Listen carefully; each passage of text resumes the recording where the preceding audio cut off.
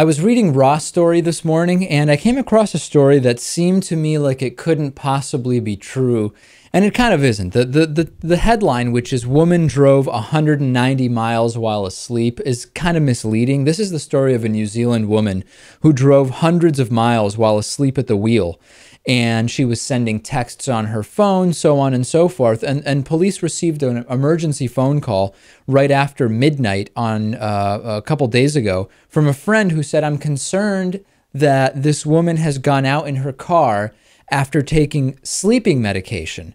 And in fact, it turns out that the woman had been once sleep driving 10 months before, and she often went to the beach. Police were told to keep an eye out, and the data that was on the phone showed that the woman was sending texts as she drove from Hamilton to the beachside town of Mount Maunganui via Auckland, which is about 300 kilometers or 190 miles. And after 5 hours on the road, she ended up being found slumped over the wheel of her car in the driveway of the house that she used to live in, with no recollection of her trip.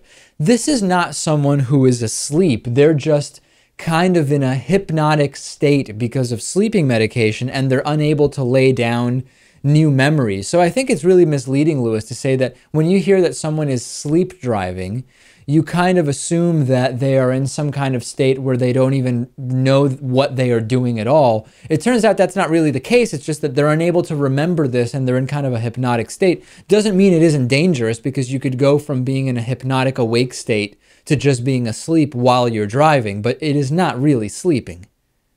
Right, of course. It's like a semi-conscious state. And I mean, when you're asleep, no one does this stuff when you're asleep. You've had your share of semi-conscious sleepwalking incidents, haven't you? Yeah, I mean, not for a really long time, but when I was younger, I would have all sorts of stuff. I remember actually there's one really specific funny incident where I was, let's see, 1984, so it must have been I think it was 1993. I was a big Chicago Bulls fan and Michael Jordan fan, and this was when they were going for the three-peat back in 93. And my mom has told me many times of me in the middle of the night sitting at the end of her bed and just very casually talking about what was going on in the playoff series with the Chicago Bulls. And she realized after, waking up and realizing that it makes no sense that it's 4 a.m. and I'm talking to her completely casual, as if I'm sitting at a bar with people, Lewis, about basketball. And she said, sure, sure, sure, yeah, why don't you go back to bed? And that I did just go back to bed and went back to sleep. But I did have one incident when I remember I was staying with my aunt and uncle in Argentina. It was 1992, so I was 8 years old, I guess. I did a sleepwalking thing, went over to my parents' room, and they realized I was sleepwalking, started walking me back to my bed, but in the middle, and this is actually, I wasn't on sleeping medication, but it explains what I'm talking about.